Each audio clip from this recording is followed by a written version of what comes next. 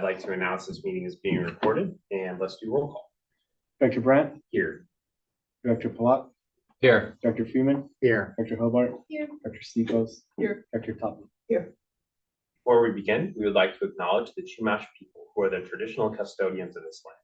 We pay our respects to the Chumash elders, past, present, and future, who call this place Anaskoya, the land that Isla Vista sits upon, their home.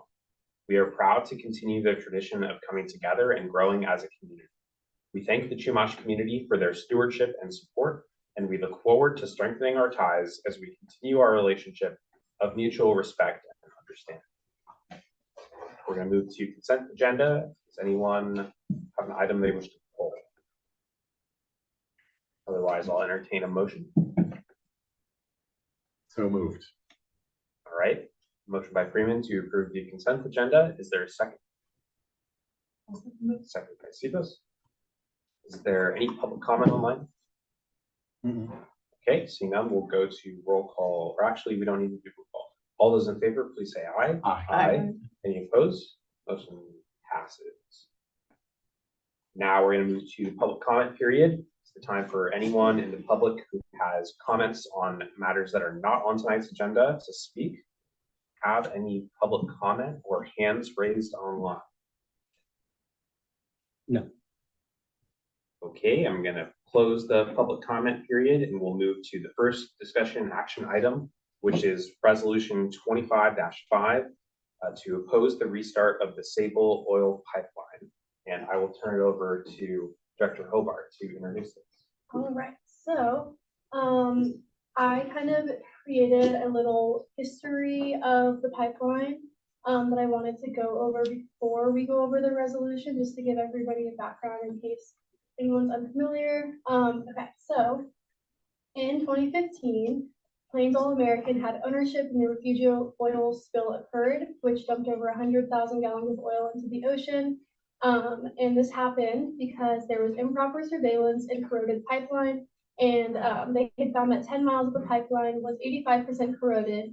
And the reason that this corrosion occurred was because they had cathodic protection, but they also needed insulation in order to heat up the oil to transport it, because oil in Santa Barbara requires heating to be able to be moved. And they didn't know this at the time, but insulation and cathodic protection do not work together. And so that cathodic protection did not prevent corrosion, and they weren't really able to see the corrosion because the pipelines are underground, and it caused a hole to form and oil to spill. And so after that, Exxon had ownership, and they recently sold to Sable, which is a newer Houston-based company that was formed in 2020 and had to borrow 99% of the funds in order to obtain the pipeline. And Sable did gain approval from the SBC Planning Commission to restart the pipeline. However, the EDC filed an appeal stating that the decision to approve the restart was not supported by sufficient evidence. And another thing that happened was the fire marshal waived the requirement for cathodic protection for this pipeline because essentially they can't be used together. The insulation and the cathodic protection don't work together. But that poses a very serious concern because cathodic protection is kind of the main way that pipelines can ensure that they're protecting against corrosion. So without that, this pipeline doesn't really have a way to prevent corrosion. And their response is essentially that they're going to increase monitoring of the pipeline to try to use it as a preventative measure. However, when I spoke with Linda Kropp, she had told me that the EDC had met with experts that had said that there are 4 types of corrosion, and that type of monitoring does not find all the types of corrosion. It's not efficient for that. So there is a very serious concern that corrosion can still occur and can kind of be under the radar happening, similar to what happened in 2015, which would inevitably cause another oil spill. And so Sable has been digging up the pipeline despite pushback from the California Coastal Commission, who's ordered cease and desist orders.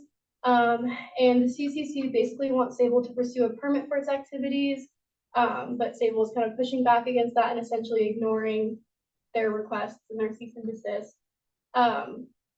So restarting this pipeline not only poses a very serious threat to another oil spill happening because of the cathodic protection not being used and the possibility of corrosion, but also it hinders the goal that we have in California to reach carbon neutrality by 2045, because the EDC did approximate that doing this pipeline again, having it restarted, would increase greenhouse gas emissions in Santa Barbara by 50%. I think they said that it would double them. So that's another part of why it's not a good idea, in my opinion, at least.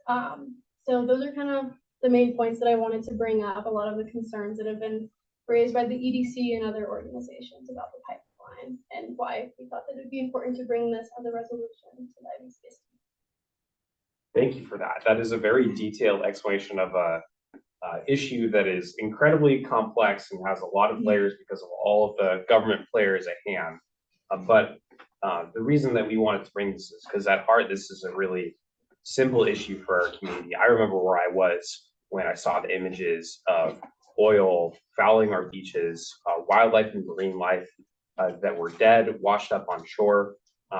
The images of the beaches which were closed for a very long time and really affected the ability for our constituents to be able to recreate, to be able to enjoy the beach, for UCSD researchers to be able to conduct the research that they do at Coal Oil Point Preservatory and other places. And so, you know, even though we as a board don't often take positions on things that are outside of our own formal jurisdiction, we have before going back a number of years on some pieces of state legislation regarding sexual violence, as well as with the Department of Education when they wanted to change Title IX rules that would affect survivors.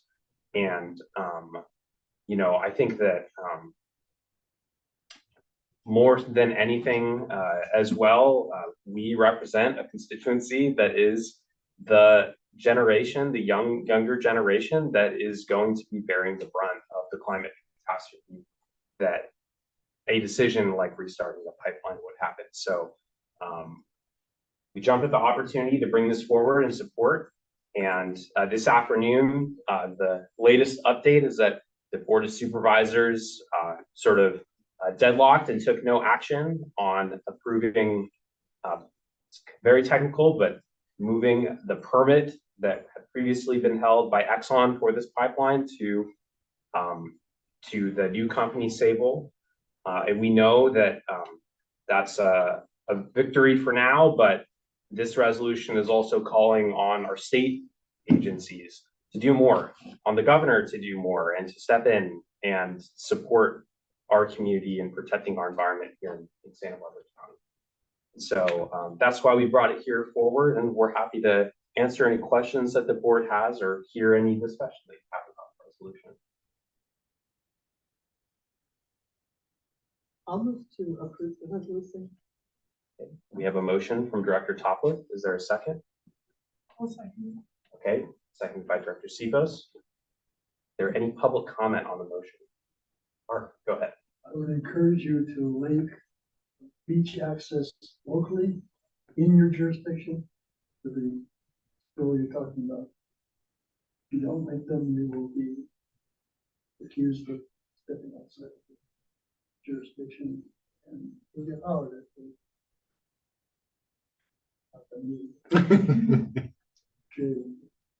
I would love to see what it looked like if you hollered, Art. Thank you for that comment. Any other public comment online? Okay, seeing none, I think what we'll do is we will vote on the resolution, and then we'll read it into the record. So the motion is to adopt the resolution. All those in favor, please say aye. Aye. Any opposed? Motion passes. Okay, I will read resolution number 25-5. Resolution of the Isla Vista Community Services District opposing restart of the oil pipeline that caused the 2015 Refugio oil spill. Whereas the Isla Vista Community Services District cherishes our community's oceans, coastal waters, and shoreline for their many qualities, including as world-class places for recreation, thriving habitat for ocean life and wildlife, and sites of education, commerce, and culture from time immemorial. And whereas on May 19th, 2015, the oil pipeline running through the Gaviota coast burst near Refugio State Beach, spilling 100,000 gallons of crude oil into the worst coastal oil spill in 25 years, polluting beaches and coastal waters for miles around, including Isla Vistas, where a massive oil slick came ashore on May 23rd, 2015, causing irreparable damage to our environment and ecosystems, and closing beaches to the public. And whereas a Texas oil company, Sable Offshore Corporation, which was loaned and granted over $3 billion by Exxon to acquire the defunct pipeline that caused the spill, is now seeking to restart rather than replace the pipeline, and restart oil and gas production from 3 offshore oil platforms known as the San Ynez Unit, which have since been shuttered. And whereas Sable intends to forego the use of cathodic protection with a waiver received from the fire marshal, which would effectively remove any corrosion protections that could prevent another pipeline burst, such as in 2015. And whereas restarting oil transportation would double the climate change causing greenhouse gas emissions in Santa Barbara County, which is counterproductive to California's climate goals, as specified in Executive Order B5518, further condemning current and future Isla Vistans to the consequences of a worsening climate change catastrophe, and would, according to county studies, likely result in another oil spill that would amount to a major public health, safety, and economic disaster in the very near future. Now, therefore, the Board of Directors of the Isla Vista Community Services District hereby resolves as follows. The Isla Vista Community Services District Board of Directors opposes the restart of the oil transport pipeline that caused the 2015 Refugio oil spill, and urges the County Board of Supervisors to continue the county's longstanding practice of opposing transportation of oil by truck or by pipeline, and the restart of the San Ynez Unit. And Isla Vista Community Services District Board of Directors opposes Sable's attempt to circumvent land use and regulatory processes, and urges all local, state, and federal agencies with permitting authority over this project to oppose the restart of the pipeline and offshore oil platforms. Passed and adopted today. Thanks everyone for supporting this, and we will make sure that we send a copy to our state and local representatives. Okay. With that, we will move to our next item, which is item 4.2, Health and Safety Vending Machine Report Out. And I'm gonna turn it over to Sydney to present on our health and safety vending machine. Yes, thank you. I actually just want David a chance to introduce himself. He is our data analyst intern, and it's been absolutely wonderful to work with. Hi, I'm David. I am currently a 4th year computer science and psychology major with a minor in statistical science here at UCSB. I am the Associated Students Chief Compliance Officer, as well as the Isla Vista Community Relations Committee internal chair. So I've been working with the community for a very long time. I was very excited to join IVCSD as data analyst intern to help kind of solidify and make everything consistent. So it's very easy for reporting to you guys, as well as analysis of how much we are doing. Thank you. Yeah, he's been absolutely fantastic and streamlining our programs and services as far as data. So we have more to report out, including this report. So I'll just kick us off before I turn it over to David to talk about actual data that we collected. But this is, as you know, the Aegis received a grant, a state opioid response grant that's already been spent down, that essentially purchased the machine that we have at the community center on the patio. So we partner with Aegis and Pacific Pride Foundation to get the supplies that fill the vending machine, and then we provide obviously the location, the power, and the internet for the machine. So our product list is here.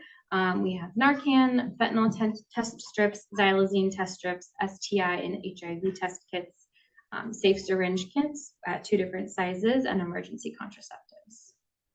I'll just share one of the things that we are going to start doing is separating out the emergency contraceptive and then condoms. So have them to be 2 different kind of coil supplies so that people can use. each of those. And then, as you know, it's right here on our patio at the community center. It's been super popular. It's a great location as far as traffic goes. People walk by there all of the time, and they're all out there at all different hours of the day, which Dan will talk about. As far as data collection, when people use the machine, we collect their age, their zip code, race, gender, and the number of times that they've used the machine. This is the original poster that's currently up, but we are revamping it because we've kind of run into some technical issues. We're hearing feedback from the community as far as what different things do, like the pound button is enter, the star button is back, things like that. And then ways to streamline the data that we are collecting to make it a little bit cleaner. So the next slide has the revamp. It's a sneak peek. It's not up yet, but it will be. In addition to Gabriel's contact information, that also works if people need support with treatment for addiction as well.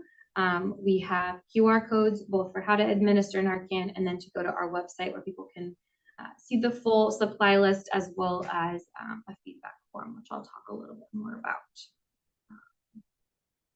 I'll turn it over to David to start with the data.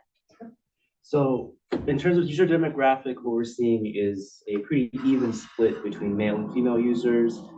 There is about 10% of users who are not reporting their gender, which is totally fine. We have a pretty diverse racial demographic makeup on the bar graph on the left. Mostly is Hispanic, not a lot of Native Hawaiian or Pacific Islanders. Yeah, pretty self-explanatory. Next slide. We're seeing a lot of young people using this, mostly between the ages of 18 and 28.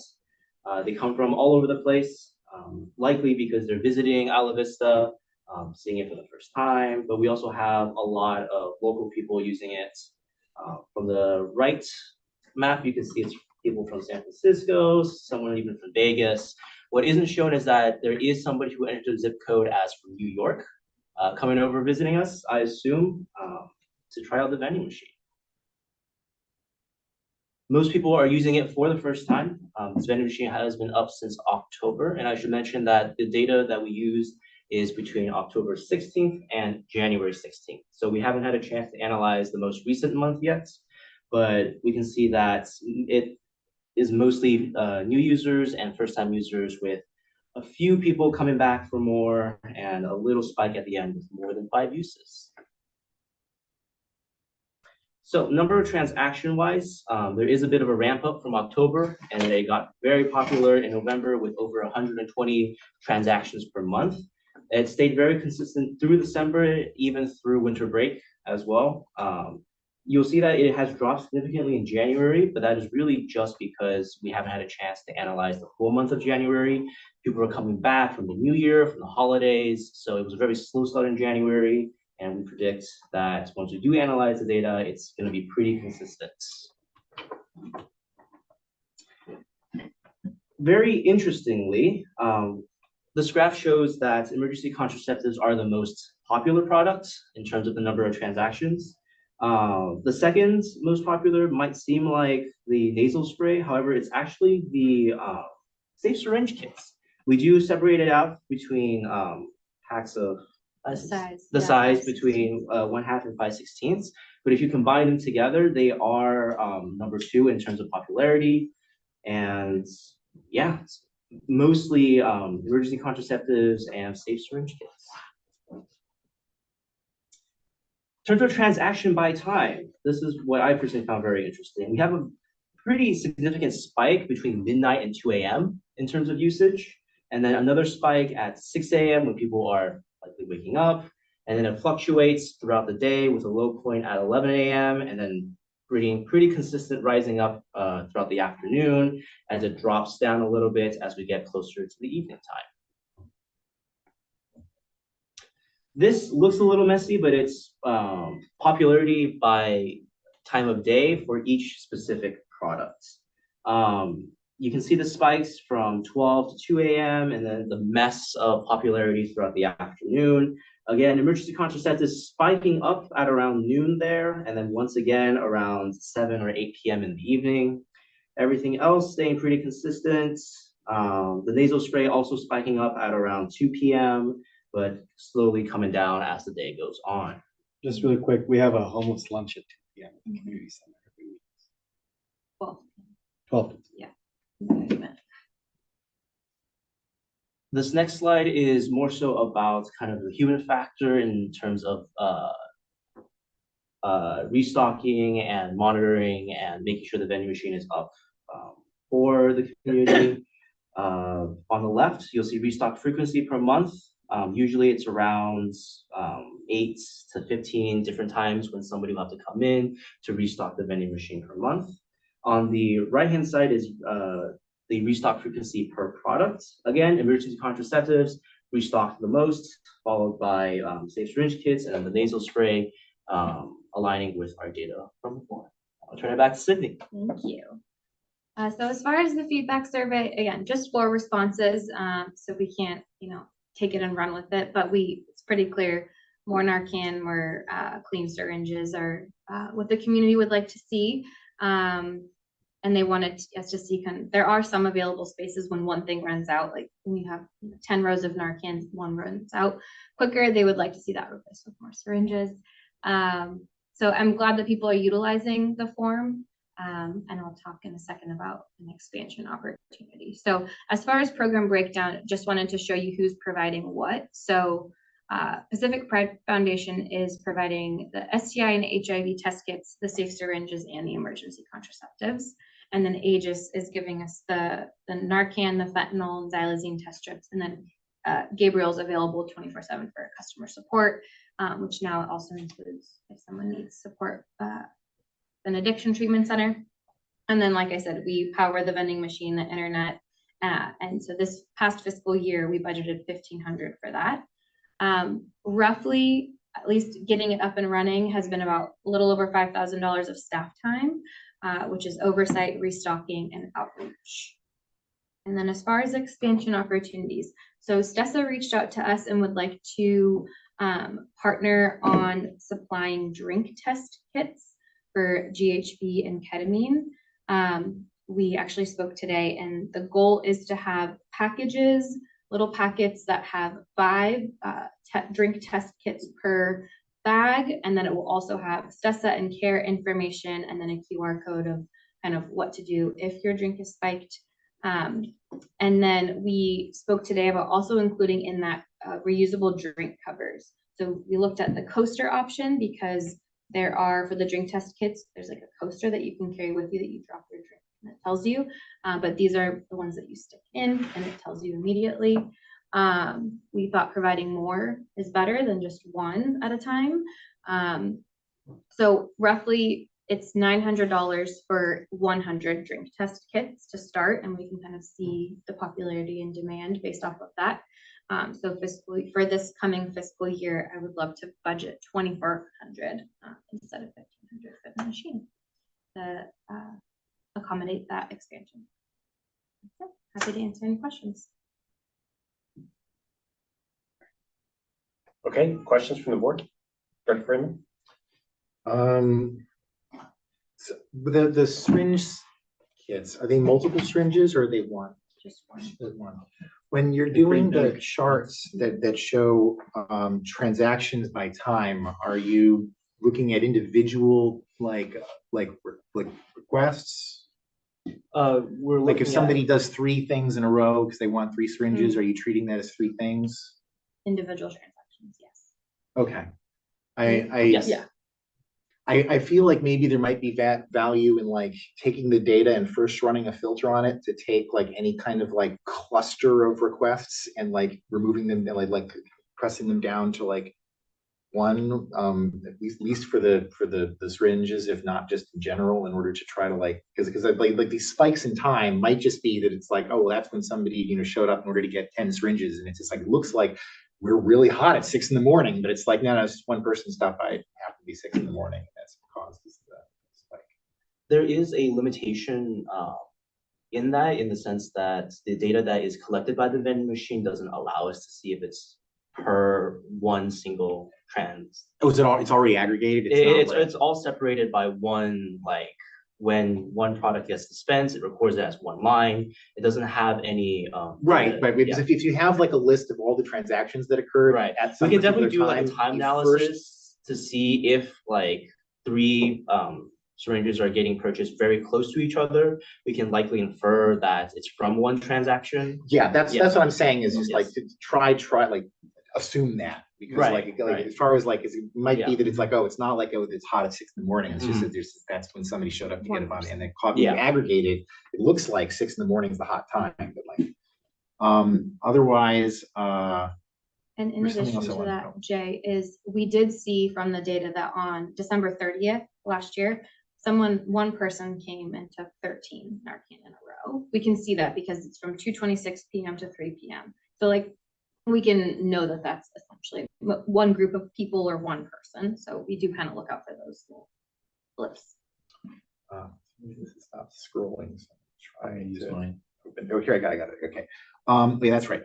So if somebody shows up and they want to use the emergency Narcan, are they also asked all of these demographic questions? Okay, so that skips that. Okay, all right. It's just like I'm worried. okay, and right before this meeting, I stopped by, I looked at the vending machine. I guess the fentanyl test strips are like this really thin package, and when the little thing goes down, they like are gonna they're like getting twisted by the thing, and it actually and like there's one like somebody tried to get a fentanyl test strip, and it got wedged in the door and on the little thing, and so maybe the things that are these little narrow things that are able to get clipped there shouldn't be the ones that are on the edge of the machine next to the thing that they can get clipped to. So yes, and what actually happened instead of that is they did get what they needed because. Oh yeah, I'm not saying that they, Yeah. Because But it you've got multiple places to get fentanyl test strips. So if Yeah. somebody's just like, I'll use this one.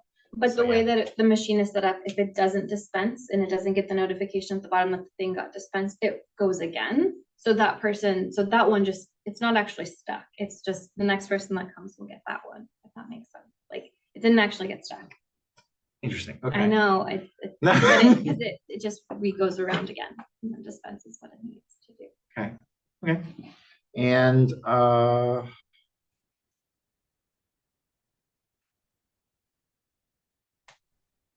that's all I got. Any other questions from the board?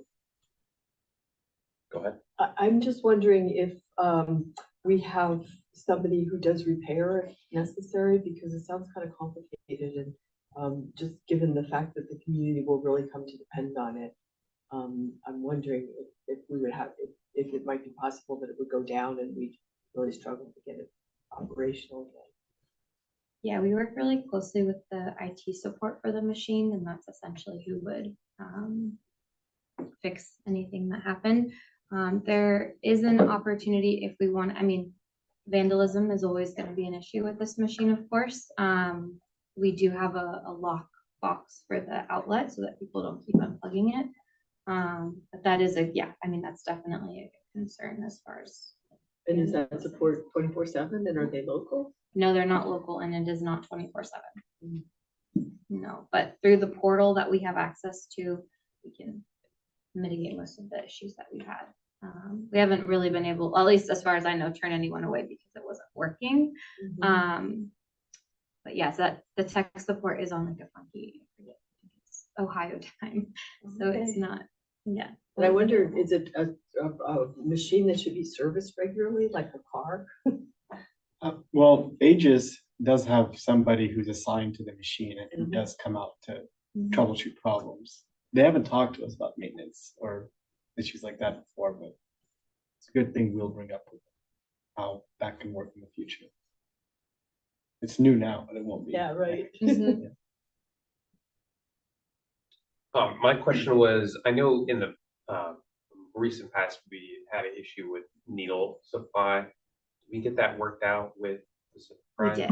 Okay. Yeah, we have a new contact, Jolene. She's amazing. Yeah, we're good. Good. with that. That's great to hear. Sounds like that was a piece of feedback the users had. Yeah.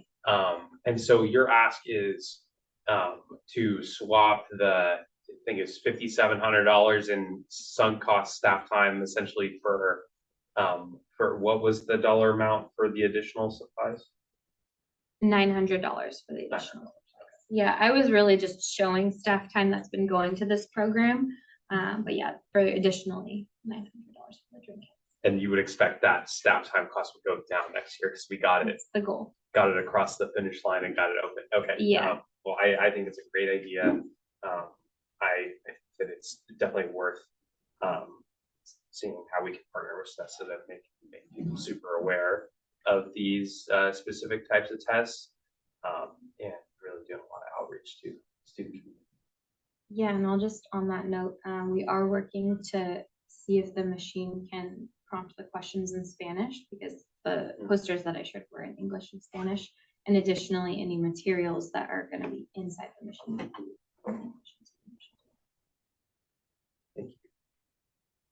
Any other questions or comments from the board? Okay, well, hearing none, we'll receive this report and thank you. Thank you for your work and being on the team for collating the data and everything. I know it sounds like it's kind of tricky to get it collected given the number punch pad thing, but it's great to get these insights. So thank you. Okay, we are now going to move to item 4.3, board committees selection.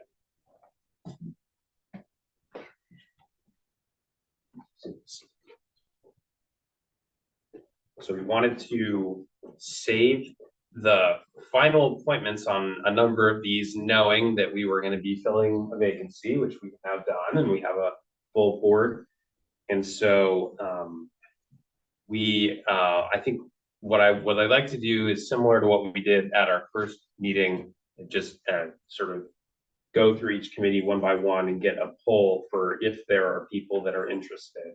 And then we'll try to divvy everything up in a fair way.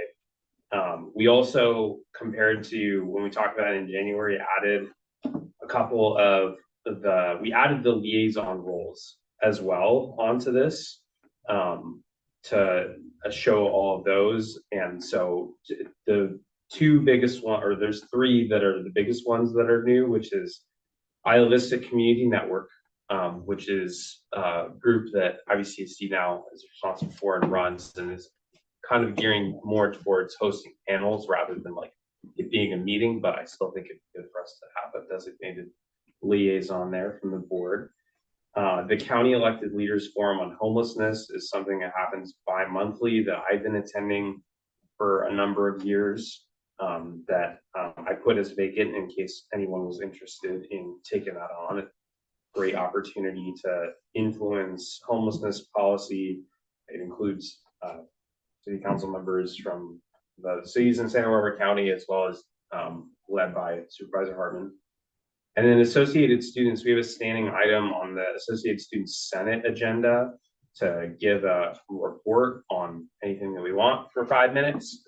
And to be honest with you, it's something that I think when I was president in like 2019, I might have done once or twice, but we've kind of fallen out of the habit of doing it. And so I brought it back on there because I do think it would be good to have a liaison that could go. That their meetings are Wednesdays at 6:30, and I think that at the time when we got this item on their agenda, we kind of envisioned it as like a once per quarter type of thing, not like we'd be going there weekly type of thing.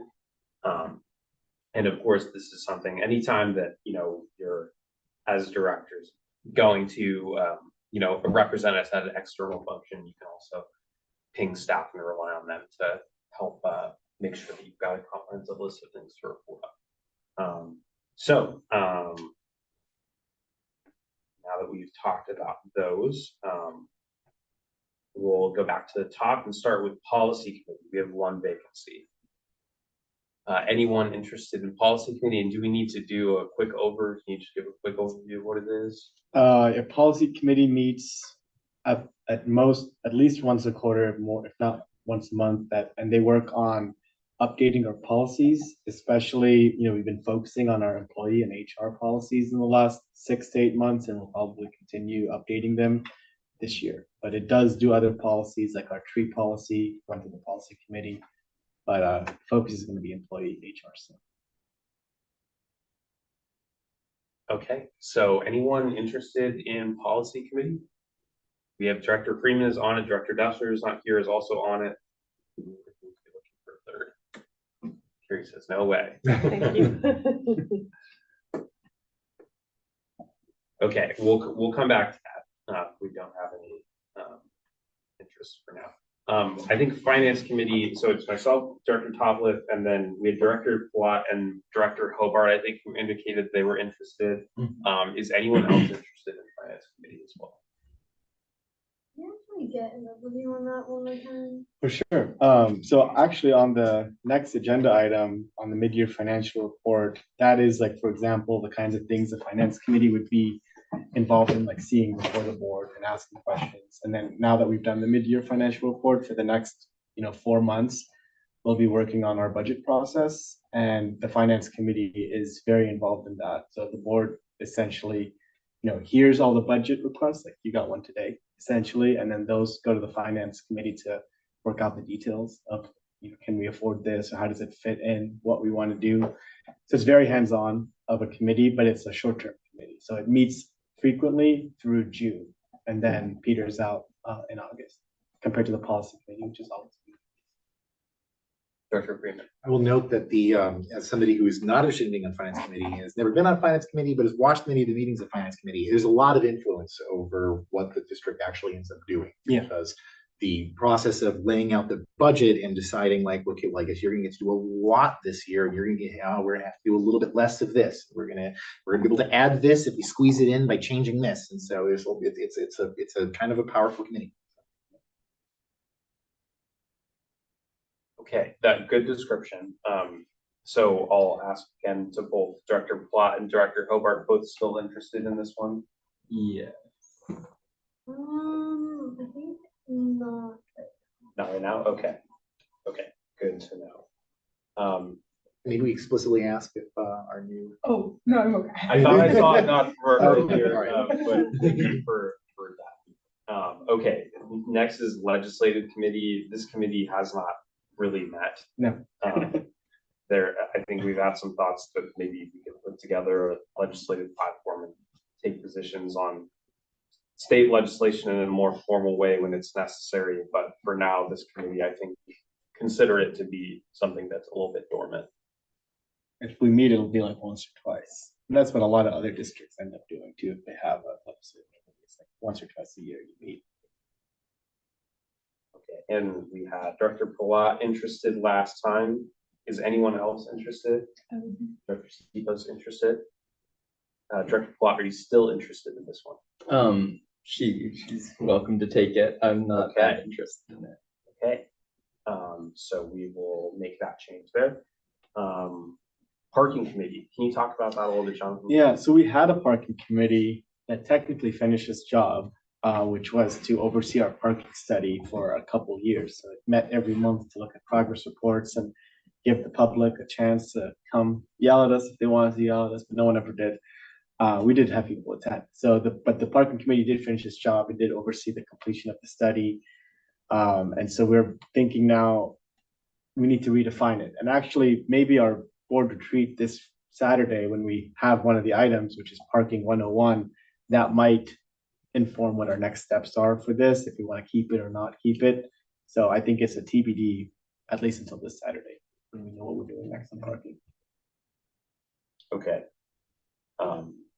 Given the sequencing of events, you might want to hold off on this one for now. And we can even hold this during the retreat if we decide that we want to have a committee continue. Okay, ad hoc committee, library ad hoc. Yeah, so this committee has just worked with myself and sometimes has met with county or Goleta officials on talking about how Isla Vista can get its full share and full benefits of the library money that we pay in taxes. So that's assigned to us in taxes. So we've had an overall goal of possibly working through this committee and with the county and Goleta to get the money to come to CSD directly to do those services, or to make those services better through Goleta. But that's the committee's basically, engages in meetings with the county or Goleta to work out our views of what we want for libraries. It hasn't met in a while. I think the issue has there's been other issues going on that the library issue hasn't been as prominent.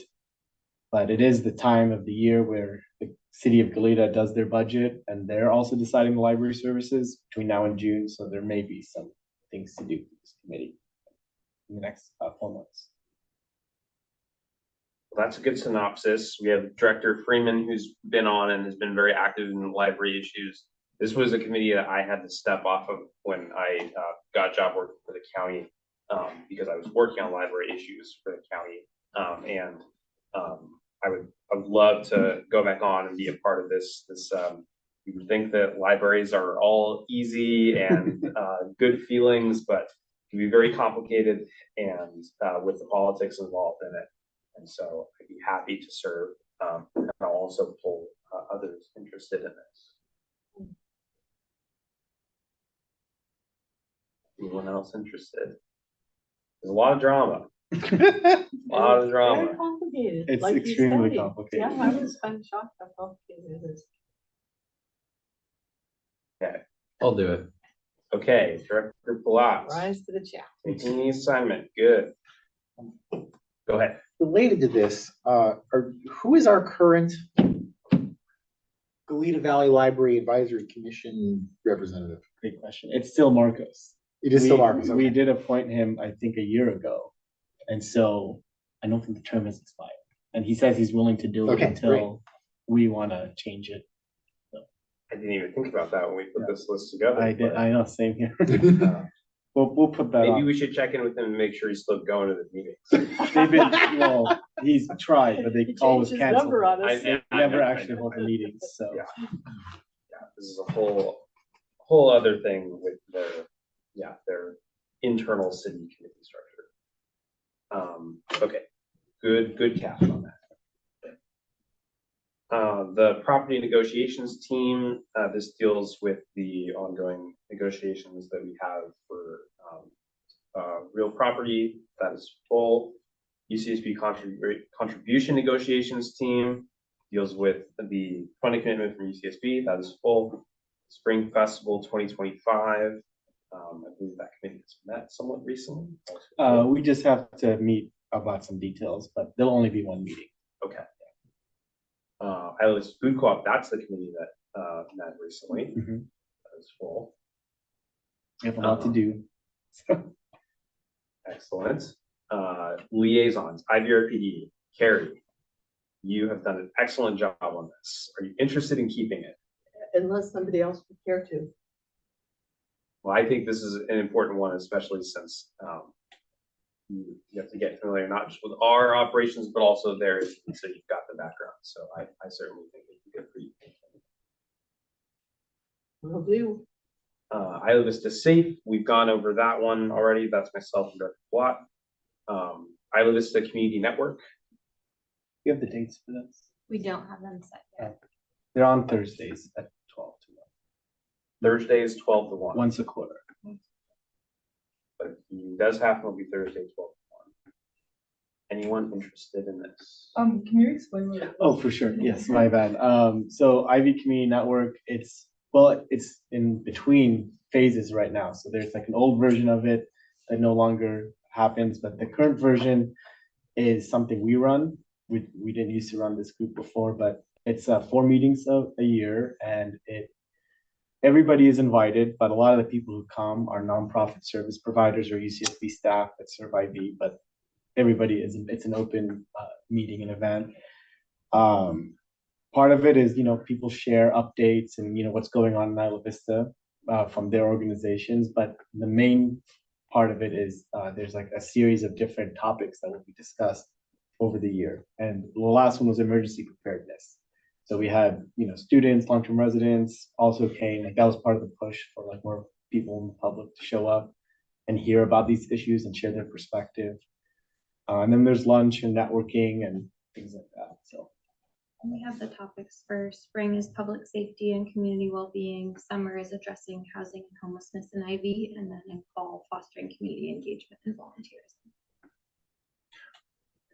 Director. One thing that's generally interesting about the Alabama Community Network meetings is that it brings in a number of stakeholders from the university, from the local community, various nonprofits, and so you end up getting rather well connected and getting to meet a lot of people. Is this be something that we change like each quarter? Because I know that like it's something I'd be interested in, but I already know that I wouldn't be able to attend a meeting from 12 to 1 on a Thursday during the spring quarter. Mhm. But you know, like as students, at least like our schedules change every quarter, so. Right. I think it would be cool to try to see like if it can filter through like, on who's interested.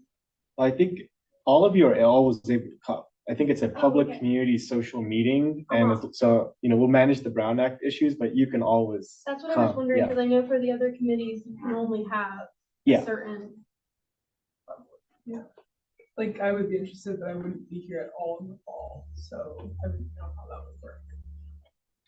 So maybe instead of designated in an official liaison, we can just set it up in a way where we get the invite and we're all encouraged to come. We can talk about the board meeting before it happens, that sort of thing. And try to make sure we have one person Yeah. each time. Yeah.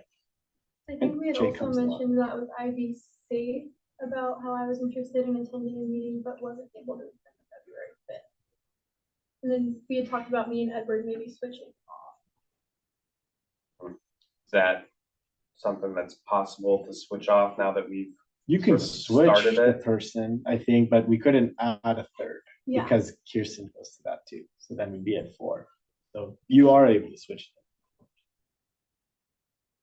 Gotcha. Well, so yeah, I think for both of these issues, then let's make sure that we keep it on top of mind for if anyone ever needs to like bow out of an assignment because of a class schedule issue, then we can, because we just have to have enough notice to prepare it to like come to the board and for it to be officially made, I think, under the policy. So yeah, just keep it top of mind. Okay, and then the County Elected Leaders Forum on Homelessness. Any interest? That's 9 to 12 a.m. 9 a.m. to 12 on those Fridays. It usually doesn't go all the way to 12 p.m. I am interested, but kind of similar issue. Like I know that I wouldn't be able to make the Friday at 11 because of class conflicts. But yeah. Gotcha. Okay. Any other interests? Do we like so like at the Alabama Community Network? Sometimes we actually look into report on things we're doing. What is this County Elected Leaders Forum on Homelessness? What is the involvement of the person? Is it just like go there, listen to everything, and report back to here, or is it? Yeah, there's usually a like a specific topic, and I believe that there are sometimes a roundtable updates. It kind of depends on how the agenda is set. For example, like one of the topics where it was very singularly focused on it and giving feedback to it was the encampment response policy that the Board of Supervisors ended up adopting. So that committee got a chance to review it and give feedback before it went to the board. Does that answer your question? One of the recent ones I went to in December, I think they got like an overview of Hedges House and how that was going. I think Joan Hartman is the chair still. Yeah. Is this the same where more than one person can attend, or is it?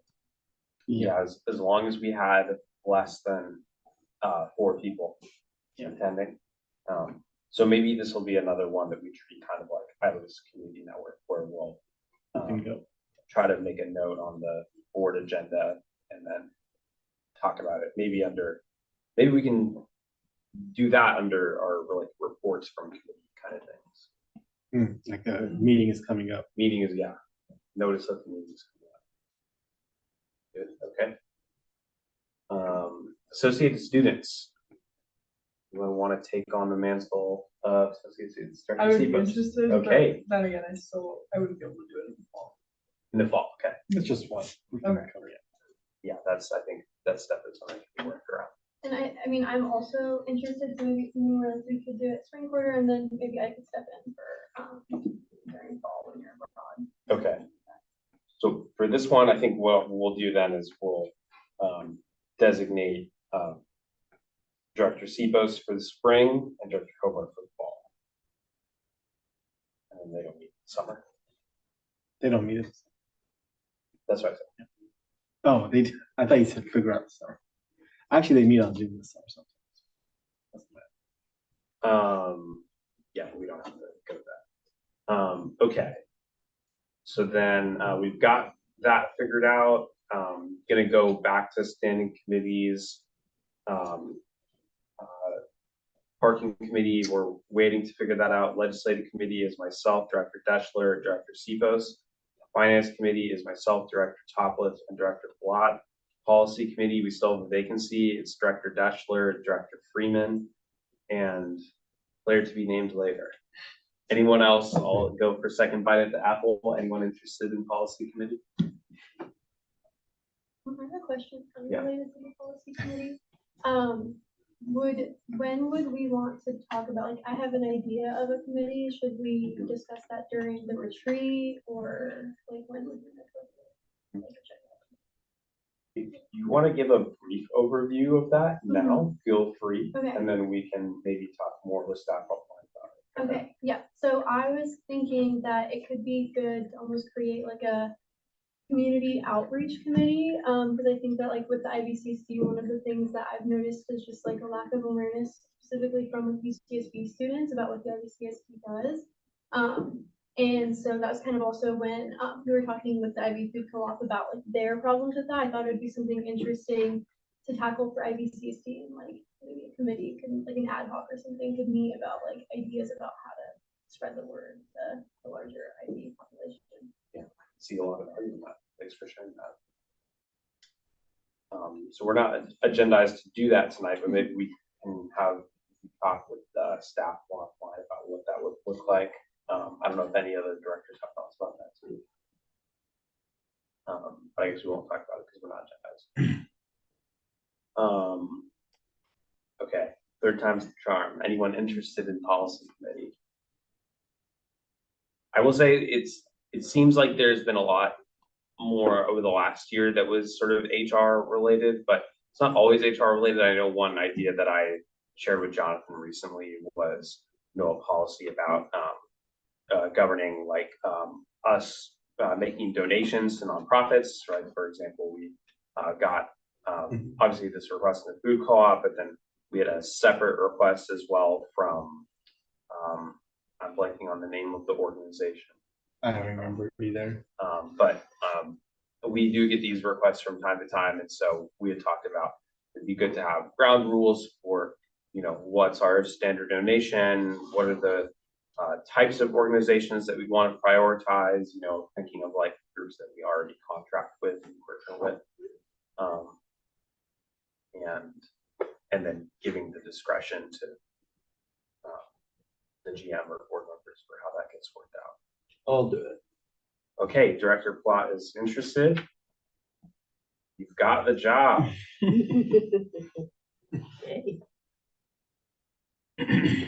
Okay. So I don't think we need to take any formal action. I think I've appointed the committees at this point.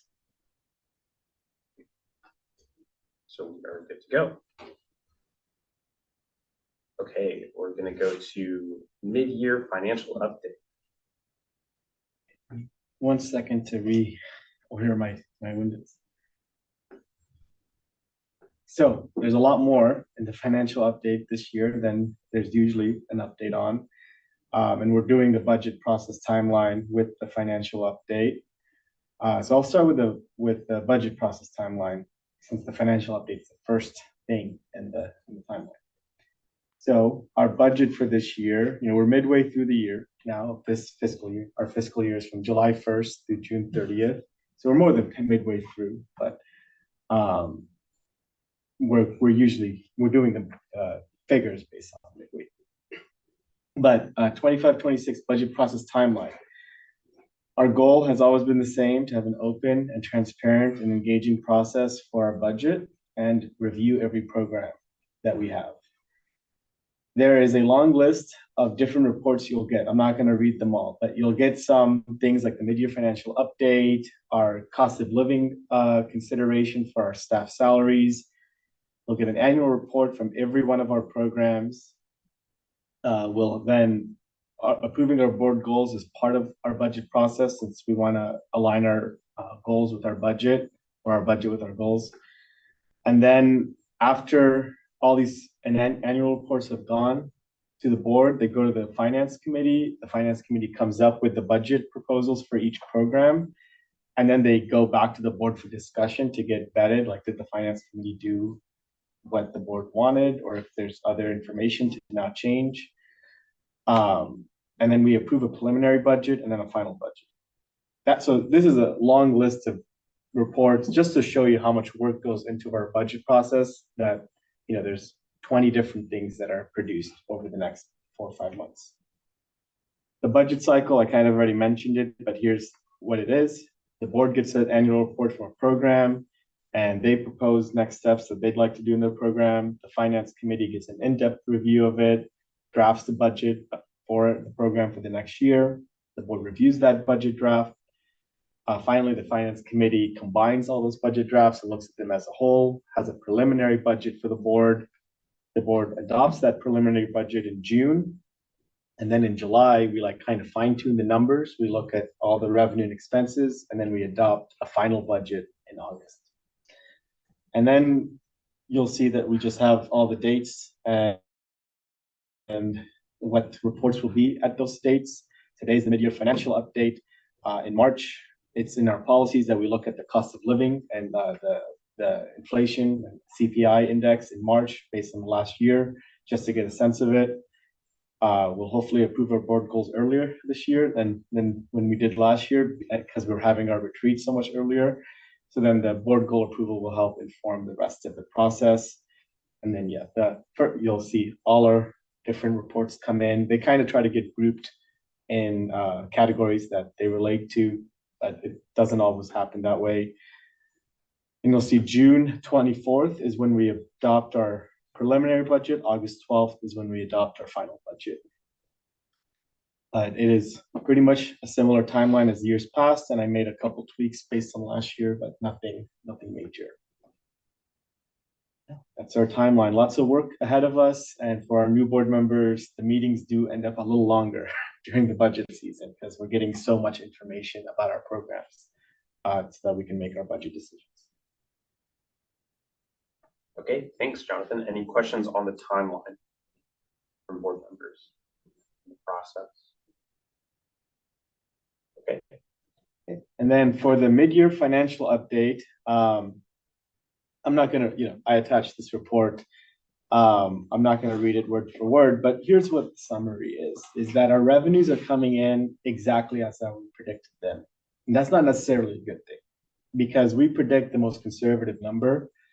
And it's good that we're within 1% of our prediction. Like, it's good that it's not under, obviously, but it is something we're still trying to figure out. So Jamie and I have been working on auditing the utilities to see if this number is correct. So it's a hard to say what the number is really going to be at this point, but we at least are so far planning to get 100% of what we planned in revenue based on the money that's actually come in so far. But again, like I said, that's not necessarily good because our costs go up, but our revenue is staying the same. The good thing, though, on costs is that we've been pretty good at controlling our costs. We're not, even though some of our expenses don't happen until later in the year, like big ones, the Spring Festival doesn't happen until now or soon.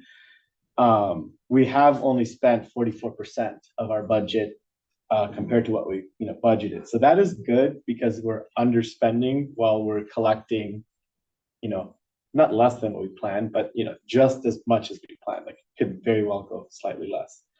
So we're in a steady position, but we're not exactly in the abundant position we were 2 years ago, where we had large revenue growth and costs staying pretty steady or under budget. So it's a stable I used to say strong and positive. I can't say that. I can say it's stable, which is also good. But we do need to, and as part of the retreat, we'll have a budget outlook. So the idea was that we'll give you the figures of now, and then at the retreat, we'll also look at the future and more into the past. Because we do need to take action for financial sustainability. We're okay this year, and we took action last year on financial sustainability, but the trend has not changed. We kind of, we were looking, will the utility user tax revenue come in better or worse this year compared to last year? And it's the same, which is, again, not the ideal situation, but not the worst. We're also I have updated the board on this before, but just so you know that this number is,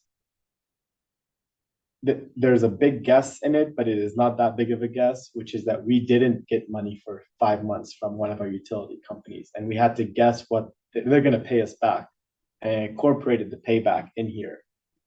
But we really don't know when and how that's all going to come back in. But we're assuming that we will get all that money because we'll accrue it into our budget regardless. So we're in a stable position financially, but we need to we have to give our attention to our budget and make some decisions to change things as we do our 25-26 budget. So it's an opportunity to relook at things. Yeah, that's the summary. The report itself goes into detail with the programs, and I will let you all go through that on your own. And then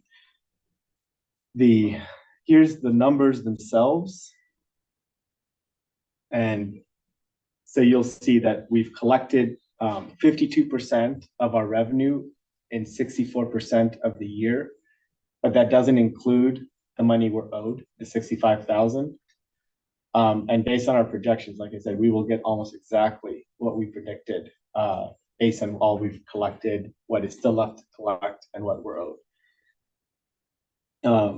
We're also being optimistic that we resolve our UCSB contribution negotiations and get that to what we predicted. But if you do want to look at the scenarios where that money doesn't come in, there's other tabs at the bottom for you to look at.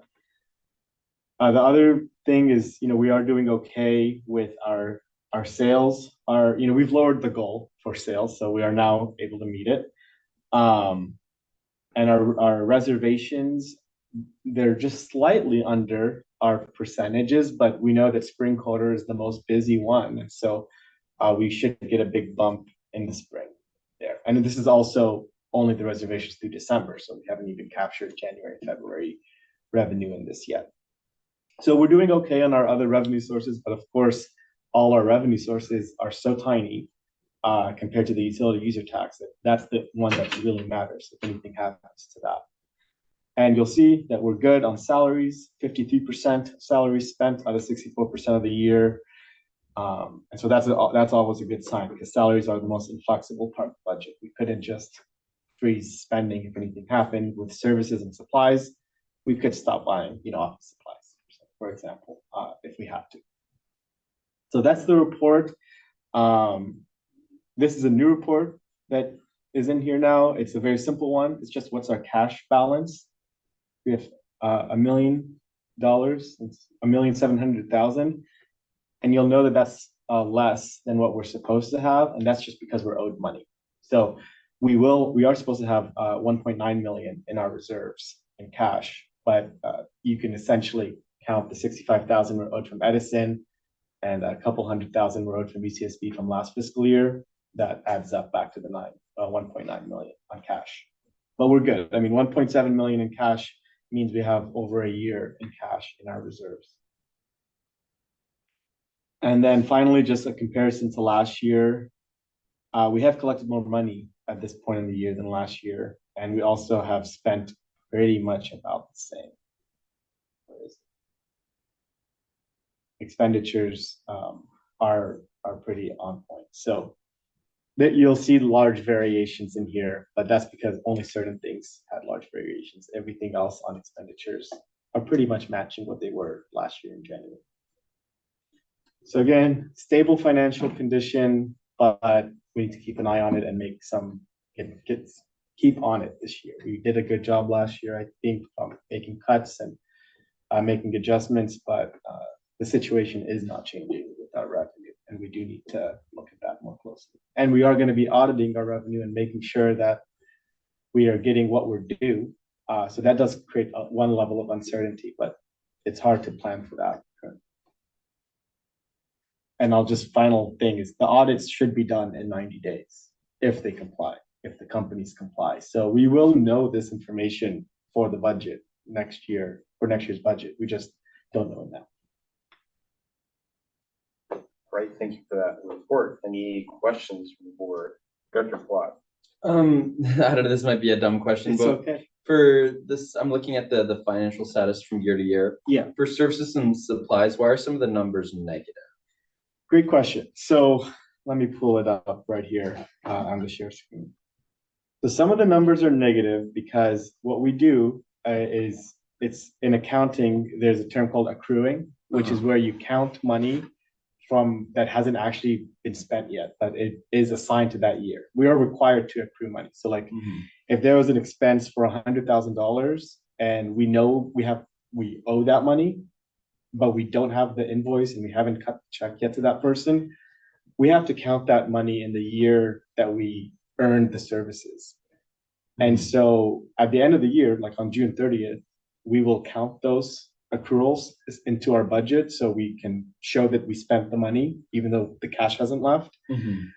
And then what happens in the financial system is it reverses that out. But then it goes negative when you reverse that. And the accounting theory is that when you actually spend the money, that's a positive. So then they cancel out. A lot of our bills last year, they took a long time to get paid, like our UCPD bills. We never got invoices for a while on some of those. So we accrued the bill, but then we took a while to pay it because we never got it. So it's negative if you accrued the service but didn't spend the money in that year? Yes, okay. It'll be negative the next year. Okay. And that's why the same for revenue. We accrued revenue that we know we're owed from that year, but we haven't received the check. So it shows a negative this year. So that's why we have 102,000 negative this year, because we have 90,000 for our safety stations and 10,000 for our DP bathrooms from UCSB that we just need to get those checks and deposit them this year. Okay, that makes sense. And then the other question I was wondering, is there a way to see the budget breakdown by kind of like one's categories for like Spring Festival, one's for like the compost collective, like that sort of thing? For sure. As opposed to seeing it as the janitorial services and IT maintenance. Yes. So we will go into deep detail at orientation on Thursday. Yeah. Awesome. Okay, any other questions from the board? Go ahead. If the utility user tax doesn't because you talked about how it's just not increasing at the rate you want it to, when are we gonna start worrying about cutting services for that? Yeah, you have a lot of runway. One of the good things we've done over the last 8 years is we have such a strong and powerful reserve right now that we have, again, over a year of revenue banked. And that's I'll share this with you, but we do have a policy for what our reserves are for. And one of the reserves we have, which is worth the most amount of money, is specifically for unexpected changes in revenue. So we have put money away for emergencies in that sense, but those are one-time dollars. So you could use some of that money to plug a hole for 1 year, but you're not going to have it the next year to plug it. And so it is a balancing act. So what we did last year, for example, we made cuts, but we didn't want to make all the cuts we had to make. So we spent some of our reserves to keep things going. But now it's a different, we're another year. We don't have as many cuts to make. I mean, I'm predicting it's not going to be as much of a deficit as there was last year. But there might be. And so that's where the board finance committee will make choices, recommend to the board to say, we might have to reduce this service, or some things you also you want to, for example, last year we cut something we weren't using at all. It was an app we had money for, $10,000. That's an easy cut. Other things like staffing that's the real change in service. Cutting that app wasn't changing service. Yeah. So it's a tough situation, but we'll definitely be making those decisions for next fiscal year. I don't think we're in an emergency situation for this 24-25. We don't have to change anything currently. Thank you for that. Director Stevens. Questions about like UCSB's contribution. When are we expected to like hear back about We know that it'll be resolved this fiscal year, but we don't know when. But we do have an assurance it will get resolved before June 30th. Do you know how to resolve? No, just that it will. Will be resolved. It will be. They know that we're hurting. It's a It's nail not, biter. yeah. And so similar to what Director Palat was mentioning about the question about the negatives and accruing. So we're, accruing these services for IVI and safety stations this year. Yeah, we But actually haven't received the revenue, or have we received bills? we haven't received bills. So yeah, the UCPD programs that we have, they're net zero because we don't have the money and we haven't spent the money. But we are constantly accruing the services, but we haven't been billed and we haven't been given money for them. Right. Yeah, the services are fully operational. And I'll just say the safety station is only 2/3 operational because we haven't launched the third location with the budget uncertain.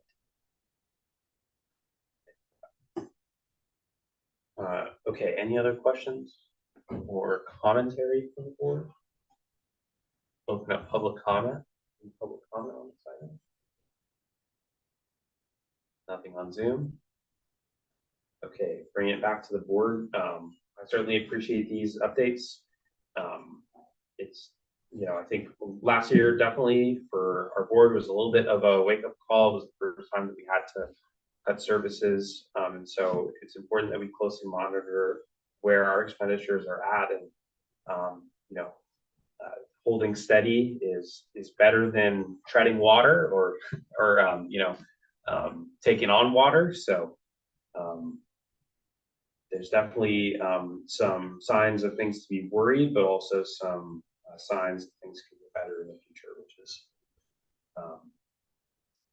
mixed news for sure. Okay, seeing no other discussion, we will close the financial update item and we will move on to section 5, reports from members of the board. Any directors have reports they want to give? I'll share that myself and Director Platt had a meeting with Sheriff's Lieutenant Garrett Tesla, where we spoke about public safety issues, including the detective services that the Sheriff's Office provides, as well as some of the plans that the Sheriff's Office has for Beltopia. Anything else that we talked about that you should mention? I think those are the two main things. Yeah. So, and then I will be representing the district at a town hall organized this Thursday by Associated Students. It is on the subject of Beltopia, and that will be at 6 p.m. in Iowa Vista Theater 2. Directors are interested in joining. What day is that? That is this Thursday. I know I attended this town hall last year. There was, I'd say, a medium amount of attendance, but these are definitely good events to get to interact with associated students and law enforcement professionals. How did you say that was again? 6 p.m. And this where Thursday. was it again? IV Theater 2. IV. I don't think we have to worry about Brown at all because it's a town hall Public town, meeting, yeah. so it's publicly known. Okay. Reports from standing and ad hoc committees. I think only our co-op committee met. I can share. Yeah, so we met and we kind of discussed a little bit more in depth about what we had already talked about during our last meeting, regarding kind of like a direction to go in with the IB food co-op and, the possibility of financial assistance. We didn't make any, we didn't really reach any conclusions with what kind of financial assistance. We had talked about wanting to learn more about the various types that Jonathan had told us about. But we did talk about kind of other things that we thought were important One of the things that we discussed was wanting to see certain changes implemented and like efforts made, not just by the Ivy Food Club, but also like ourselves, we want to contribute before allocating like all funding. Like if we reach a certain, if we say we want to give them X amount of whatever, that we would only want to give them some at first as like a contingency of wanting to see more change made before receiving the full amount. And then some of the things we talked about was possibly more kind of public forum for people to share their thoughts on the Ivy Food Co-op and what they want to see in terms of pricing, things like that. That was one of the things we really focused on, was people not feeling like it's affordable and how we can reconcile that. So one of the things suggested was even just doing like a price analysis and like looking at how much things cost there compared to normal chain grocery stores. And then we also talked more about the idea of going to classrooms and sharing more about the Ivy Food Co-op and the situation that they're in, as well as some outreach. Thank you for that report. Director Freeman. The other thing I want to underscore from that is that we had a lot of discussion about the sustainability of the funding request from the food co-op and the totality of the issue that they are sitting inside of, and then some of the like who their target market is with respect to the affordability, and that was a big topic that was coming up. And how to actually make it so that the financial contribution we would put in wouldn't feel like a temporary band-aid on a system. All right. Thank you for sharing that. Anything else to add? Go ahead. We've also talked about like what we get back from them for whatever we get to see on the board. So that's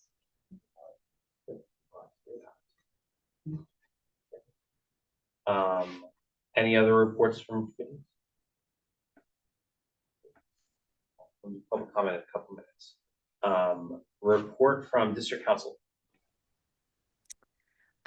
Yeah, I have two reports. I'm working with Jenna on the tree initiative. So hopefully that will be up and running very soon.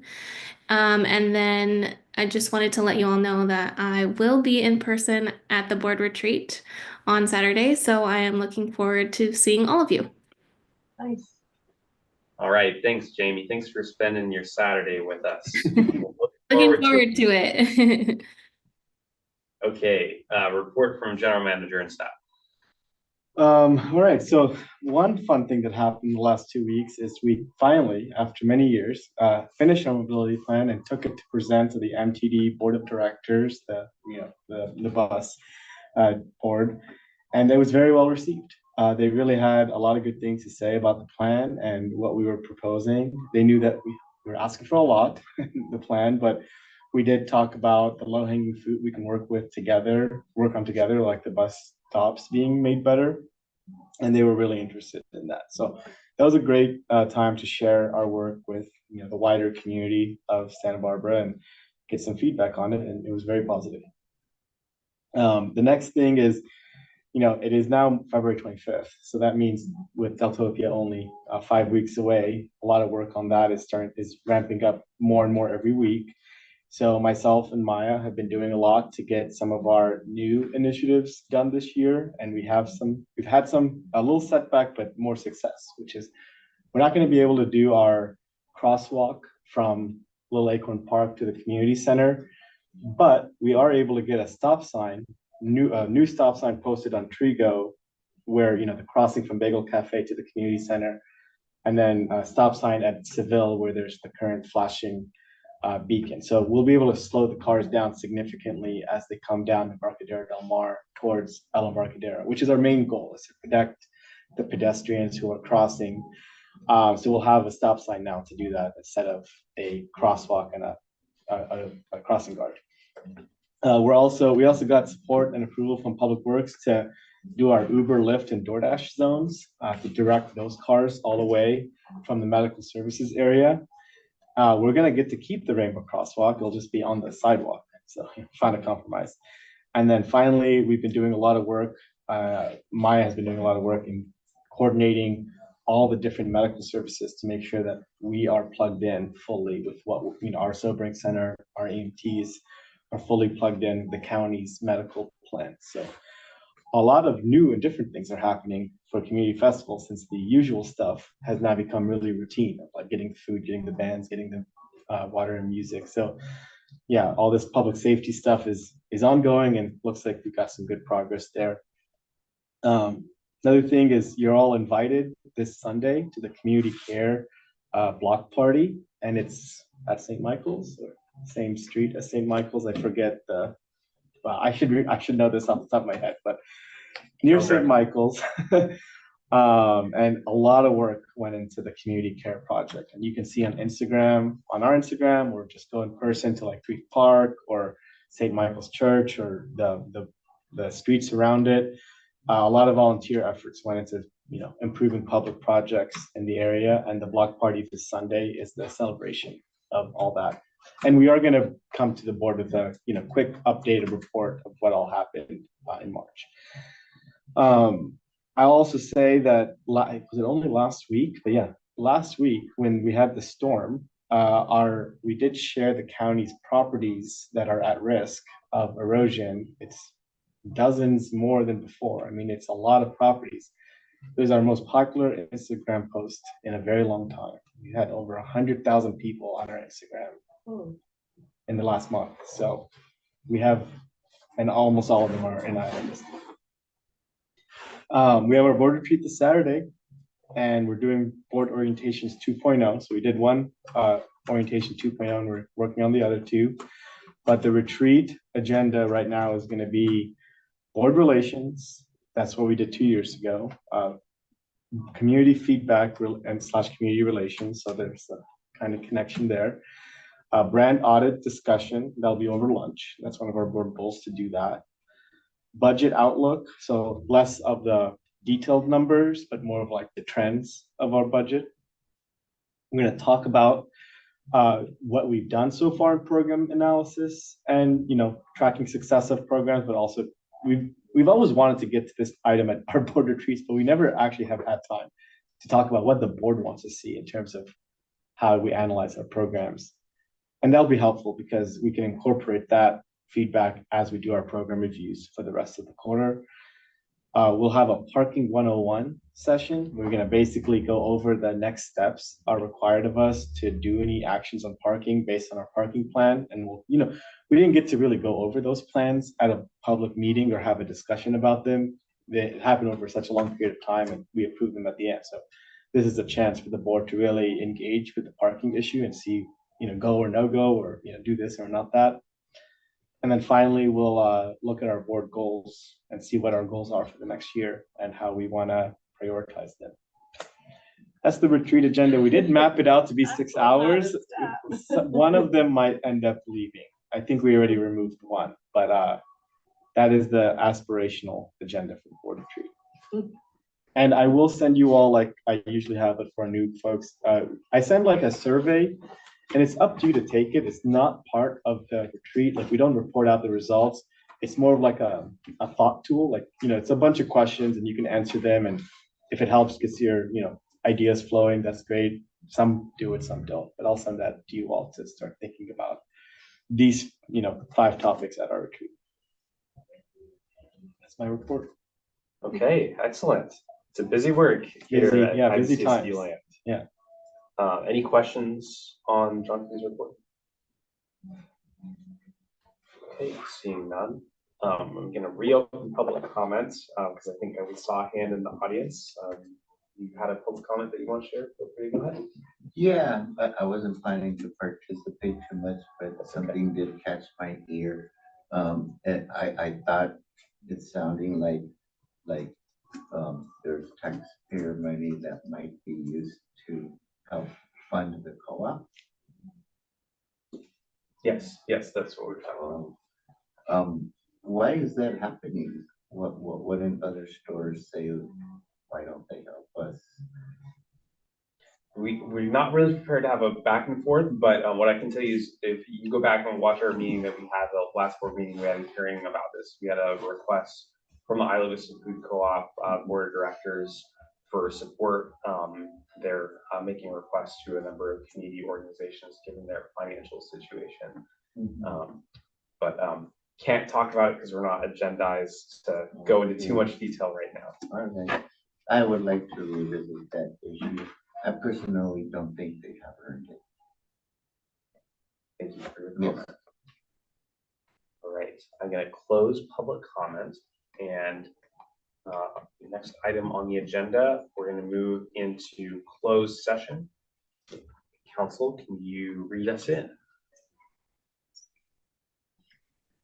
Yes, so the board will meet in closed session under item 6.1, general manager evaluation authorized under California Government Code section 54957B1. Okay, excellent. With that, we will reconvene in, how long do we expect? Like 20 minutes? Sure. This will be a shorter one. Can I get a request in before the community network meeting? Will that show up clearly on the emails you send regarding this? It will be on our email list and on our community calendar. On our website, we have a calendar of all our events. Okay, thanks. See you guys later. Oh, God.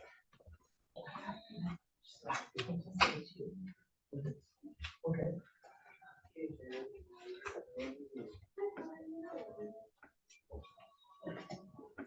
Spencer, can you get the door, please?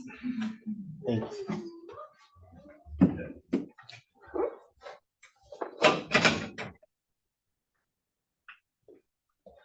YouTube and waiting room. That hour and a half. Good, making good time.